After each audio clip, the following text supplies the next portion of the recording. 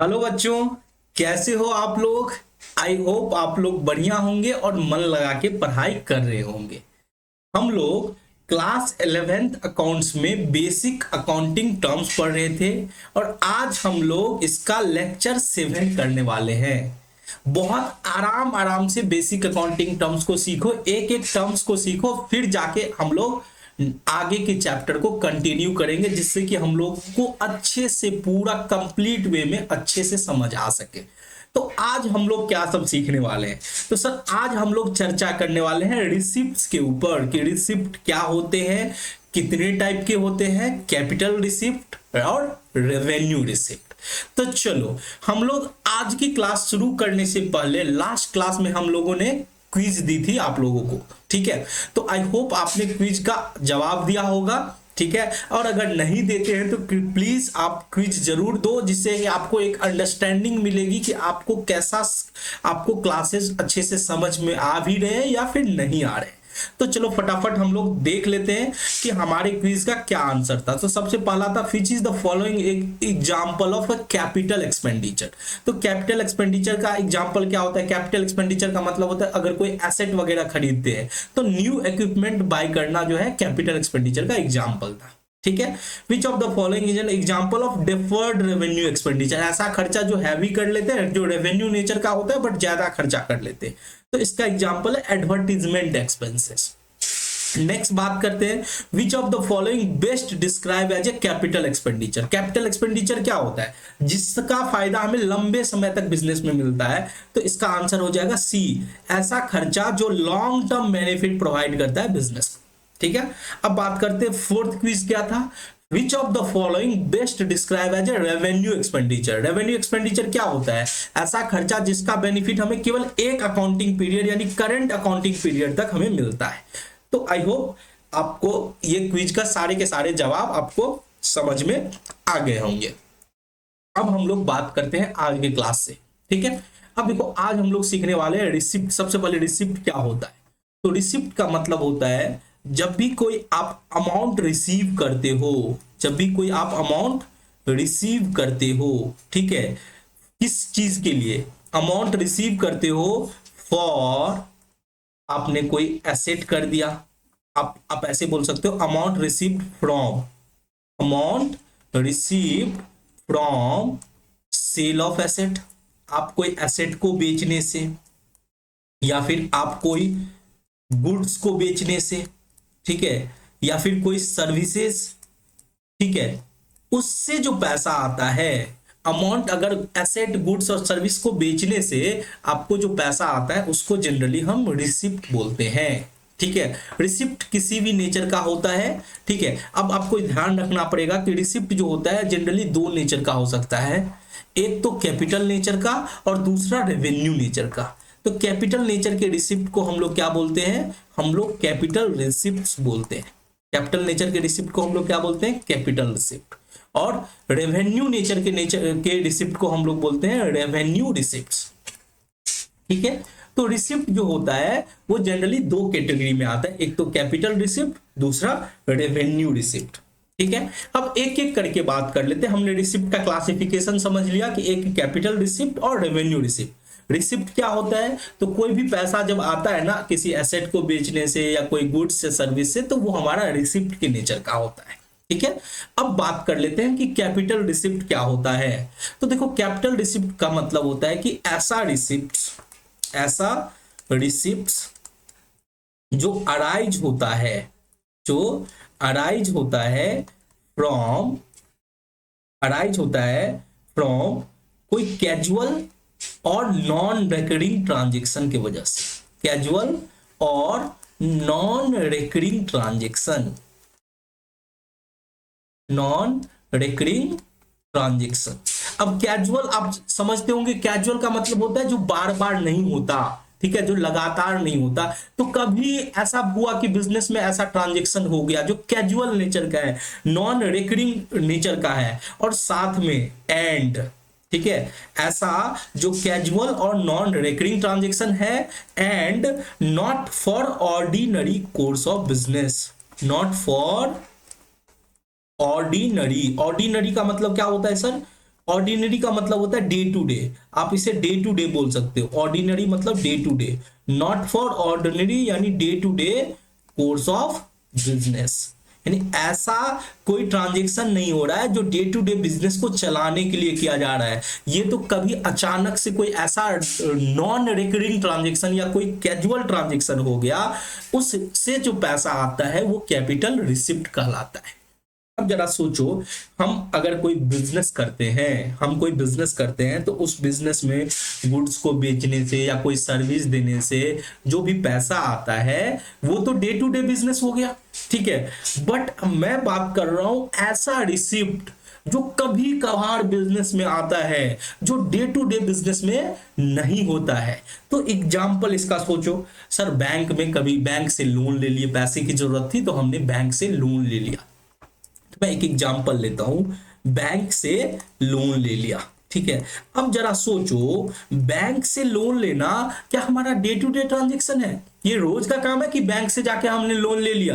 ये तो कभी कभार करते होंगे कि पैसे की जरूरत है, बिजनेस को एक्सपैंड करना है, बिजनेस को चलाना है, पैसा नहीं है तो बैंक से जाके लोन ले लिया। तो ये जो पैसा आएगा क्या ये रेगुलर बिजनेस में आएगा? नहीं सर, ये कैजुअल और नॉन रिकरिंग ट्रांजेक्शन हो गया। उसी तरह से एक और एग्जांपल लेते हैं, जैसे कि पैसा हमने, प्रोप्राइटर ने पैसा इन्वेस्ट किया, अमाउंट रिसीव्ड, अमाउंट आप बोल सकते हो amount brought by proprietor, amount brought by proprietor या पार्टनर्स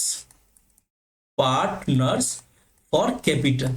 अब बिजनेस का मालिक बिजनेस में पैसा लगाया, क्या वो रोज पैसा लगाएगा? अब जरा सोचो, आप बिजनेस में चलाओगे तो एक ही बार में पैसा लगाओगे या फिर ऐसा कभी जरूरत होगा तो बीच में पैसा लगाओगे? क्या आप बार बार ये ट्रांजेक्शन करोगे, पैसा आप बार बार बिजनेस में लगाओगे? ऐसा तो नहीं होगा, ये रेगुलर नेचर का तो नहीं होगा, ठीक है, ठीक है। उसी तरह से जब भी कभी मान के चलो आप एसेट को बेचते हो तो उससे जो पैसा आता है, यानी proceeds from sale of fixed assets. आप एसेट को बेच के आपके पास जो पैसा आ रहा है, वो जो रिसिप्ट हो रहा है, क्या आपका रोज का काम है? ये तो नहीं है सर, रोज का काम तो नहीं है। हम फिक्स्ड एसेट्स, कभी अगर ऐसा हुआ कि हमारा फिक्स्ड एसेट्स कोई पुराना हो गया, उसको बेच के हम पैसा कलेक्ट कर लिए, तो ये हमारा कैपिटल रिसिप्ट होगा। यानी ऐसा रिसिप्ट जो डे टू डे बिजनेस में नहीं आ रहा है, कभी ओकेजनली, कभी कैजुअली, कभी नॉन रेकरिंग ट्रांजेक्शन के रूप में आ जा रहा है, उसको हम कैपिटल रिसिप्ट का नाम देते हैं, ठीक है। तो ये समझ में आ गया कि कैपिटल रिसिप्ट क्या होता है, जो नॉन रिकरिंग ट्रांजेक्शन होता है, not for ordinary course of business, ठीक है। अब इसको समझते हैं, इसको दो भाग में बांट के समझेंगे। अब अभी हम अकाउंटिंग इंपैक्ट को समझते हैं कि अकाउंटिंग इंपैक्ट क्या होगा कैपिटल रिसिप्ट का। अब देखो, ये आपका कोई रेवेन्यू नहीं है, ये आपका कोई रेवेन्यू नहीं है, इनकम नहीं है जिसको आप पीएल में दिखाओगे, प्रॉफिट एंड लॉस अकाउंट में। ये जो भी कैपिटल रिसिप्ट होगा ना, ये कहां जाएगा सर? ये बैलेंस शीट के अंदर दिखाया जाएगा। बैलेंस शीट का आप नाम सुने हो। वैसे ये अकाउंटिंग इंपैक्ट मुझे अभी नहीं बताना था, फिर भी मैं आपको बता देता हूं, आगे चल के आपको आइडिया लग जाएगा। अभी थोड़ा सा बस समझने की कोशिश करो, ठीक है। अब देखो, ये जो अकाउंटिंग इंपैक्ट, कैपिटल रिसिप्ट का इंपैक्ट क्या पड़ेगा? आपका जो भी कैपिटल रिसिप्ट होगा आपको बैलेंस शीट में दिखेगा, ये आपको पीएनएल में नहीं दिखेगा। कहां दिखेगा? बैलेंस शीट में। सर बैलेंस शीट में किधर दिखेगा? बैलेंस शीट के अंदर ये आपको एक तो कैपिटल एंड लाइबिलिटी साइड में दिखेगा, कैपिटल एंड लाइबिलिटी साइड में। जैसा कि मैंने एग्जांपल दिया था कि बैंक से कर्जा ले लिया, कोई आपने लोन ले लिया, ठीक है। एग्जाम्पल अगर मैं बात करूं तो कोई लोन ले लिया, या फिर ऑनर ने पैसा कैपिटल के रूप में लगा दिया, तो इस तरह का जो पैसा आएगा वो आपको कैपिटल एंड लायबिलिटी साइड में दिखेगा। बट एक आपका ऐसा पैसा आ सकता है जो एसेट को बेचने की वजह से आ रहा है, एसेट को बेचने की वजह से हो रहा है, तो उसके वजह से आपको ये एसेट साइड में रिड्यूस हो जाएगा, एसेट को कम करेगा, रिड्यूस फ्रॉम एसेट, ठीक है। जैसे एग्जांपल मैंने आपको दिया था कि आपने किसी एसेट को बेच दिया, तो अगर आप एसेट को बेच दोगे तो आपके एसेट क्या करने पड़ेंगे? कम करने पड़ेंगे।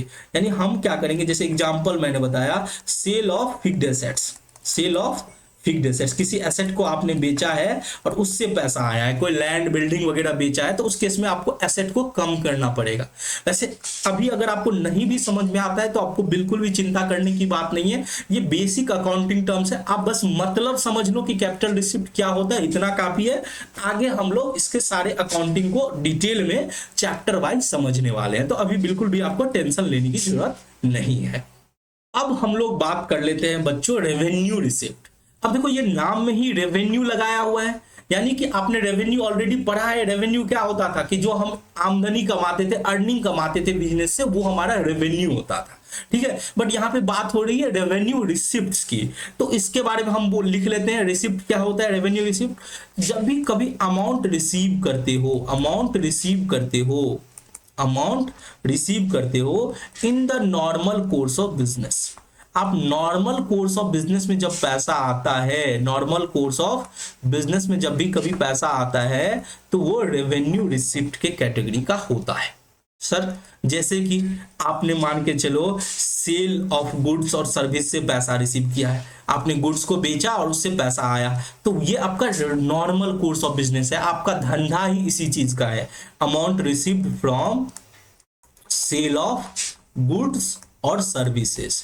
मान के चलो कि हमारा जो धंधा है, ठीक है, वो है हम कोई प्रोडक्ट बनाते हैं, ये देखो हम कैलकुलेटर बनाते हैं, ठीक है। तो कैलकुलेटर अगर बनाते हैं तो कैलकुलेटर को बेचने से जो पैसा आएगा उसको हम बोलते हैं सेल ऑफ गुड्स। हमारे लिए कैलकुलेटर क्या है? गुड्स है। और इसको बेचने से जो पैसा आएगा ना, ये हमारे नॉर्मल कोर्स ऑफ बिजनेस में आता है। ऐसा नहीं कि ये कोई नॉन रिकरिंग ट्रांजेक्शन है, जो एक बार हमने कैलकुलेटर बेच दी दोबारा वापस नहीं बेचेंगे, ऐसा तो नहीं है, ठीक है। उसी तरह से मैं एक दूसरा एग्जांपल लूं, जैसे कि मान के चलो मैं कोचिंग का बिजनेस करता हूं, ठीक है। मैं बहुत सारे स्टूडेंट्स को कोचिंग पढ़ाता हूं, बदले में हम फीस लेते हैं, मंथली फीस लेते हैं। तो वो फीस जो हम रिसीव करेंगे, ये हमारे नॉर्मल कोर्स ऑफ बिजनेस का पैसा आएगा, उसको हम लोग क्या बोलेंगे? रेवेन्यू रिसिप्ट बोलेंगे। तो आई होप क्लियर हो गया। मान के चलो कभी आपको कोई कमीशन रिसीव हो गया, कभी कोई रेंट रिसीव हो गया, तो ये सब भी आपका डे टू डे बिजनेस का इनकम है, तो आप इसे रेवेन्यू रिसिप्ट बोलोगे। कमीशन रिसिप्ट, रेंट रिसिप्ट, ठीक है, etcetera, dividend received, dividend received etcetera. आप लोग को मैं एक टास्क देता हूं कि आपको कैपिटल रिसिप्ट और रेवेन्यू रिसिप्ट का 5-5 आइटम आप अपने आसपास के बिजनेस को देख के आप सोच के बताओ कि कौन कौन से रेवेन्यू रिसिप्ट हो सकते हैं, कौन कौन से कैपिटल रिसिप्ट होते हैं। तो थोड़ा रिसर्च करके, सर्च करके आप जरूर कमेंट्स करके बताना। अब बात कर लेते हैं रेवेन्यू रिसिप्ट के अकाउंटिंग इंपैक्ट का। तो भाई साहब ये तो रेवेन्यू है, और रेवेन्यू होगा तो रेवेन्यू कहां जाता है? सर रेवेन्यू जाता है प्रॉफिट एंड लॉस अकाउंट में। ये हम जब फाइनल अकाउंट जब पढ़ेंगे तब आपको समझ में आएगा कि रेवेन्यू रिसिप्ट और इस कैपिटल रिसिप्ट के बारे में हम डिटेल में, इसका एक चैप्टर ही है जिसको हम डिटेल में पढ़ने वाले हैं। तो अभी बस इतना समझ लो कि जो रेवेन्यू रिसिप्ट होता है वो कहां दिखाया जाता है? प्रॉफिट एंड लॉस अकाउंट्स के अंदर।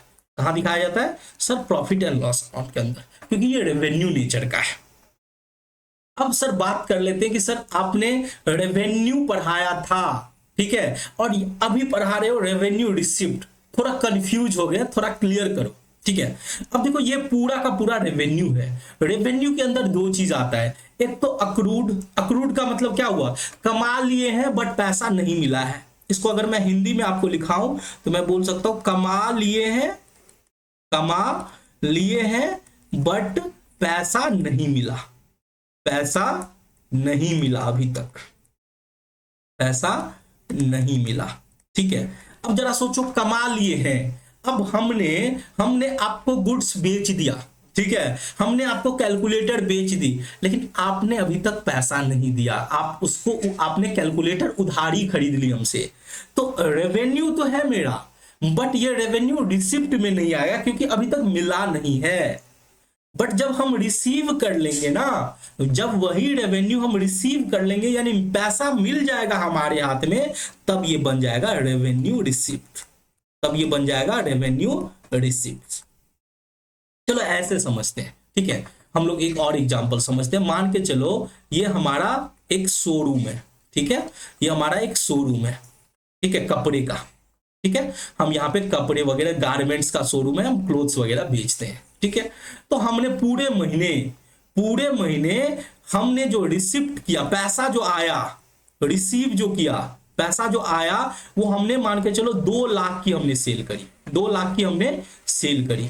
ठीक है, सेल करने से पैसा आ गया। ठीक है, सेल करने से 2 लाख की हमने सेल कर ली। ठीक है, और सर 1 लाख की हमारी उधारी भी है, 1 लाख की हमने क्रेडिट भी करी है, जो हमने कमा तो लिया, सेल के अंदर तो आ जाएगा। कुल मिला के हमने 3 लाख की हमने सेल करी, 3 लाख की हमने सेल करी। बट इस 3 लाख के सेल से हमारा जो रिसिप्ट है ना, रेवेन्यू रिसिप्ट जो है ना, रेवेन्यू रिसिप्ट जो है वो है 2 लाख। रेवेन्यू रिसिप्ट कितना है? 2 लाख। और बाकी 1 लाख जो है वो तो हमारा क्रेडिट है, अक्रूड रेवेन्यू इसको बोलेंगे। इसको हम क्या बोलेंगे? इसको बोलेंगे अक्रूड रेवेन्यू। ठीक है, अक्रूड रेवेन्यू। ठीक है, तो आई होप क्लियर हो गया होगा कि रेवेन्यू रिसिप्ट और रेवेन्यू में क्या डिफरेंस है। मैं अपने तरफ से कोशिश किया, मान के चलो कि ये टोटल 3 लाख का रेवेन्यू है, 3 लाख में से 1 लाख हमें 2 लाख हमने रिसीव कर लिया तो वो रेवेन्यू रिसिप्ट बन जाएगा, और 1 लाख का एक्रूड है तो वो हमारा अक्रूड रेवेन्यू होगा। वो भी हमारे लिए इनकम तो होगा, बट वो साथ में पैसा नहीं आया, इसीलिए वो जो अक्रूड रेवेन्यू है वो हमारे बैलेंस शीट के असेट साइड में दिखेगा। वो भी हमने बात कर रखी थी जब हमने पढ़ाया था outstanding expenses, prepaid expenses, accrued revenue. ठीक है, प्रीपेड, ये सब टर्म्स ऑलरेडी आई थिंक हम लोग पढ़ चुके हैं एक बार। आई थिंक ये हमने पढ़ा है एक्सपेंसेस के अंदर। ठीक है, तो आई होप आपको आज रेवेन्यू रिसिप्ट और कैपिटल रिसिप्ट आपको बेसिक आइडिया लग गया होगा कि दोनों क्या होते हैं। मैंने आपको टास्क दिया है कि 5 कैपिटल रिसिप्ट और 5 रेवेन्यू रिसिप्ट का एग्जांपल आपको कमेंट्स करके बताने हैं। ठीक है, चलो अब आपको मैंने आपके सामने में 3 क्विज रखे हैं, जो आप देखना, इसको समझना, उसके हिसाब से आप रिप्लाई करना कि इसका ABCD में से कौन सा आंसर सही होगा। ठीक है, चलो तो फिर मिलते हैं नेक्स्ट क्लास में। अब देखो 2 से 3 क्लास में हम बेसिक अकाउंटिंग टर्म्स चैप्टर को कंप्लीट कर लेंगे। मैंने डिटेल में बेसिक अकाउंटिंग टर्म्स को पढ़ा है, एक एक कॉन्सेप्ट को थोड़ा सा डिटेल में लेके गया हूं। आई होप आप लोग को मजा आ रहा होगा साथ में पढ़ने से।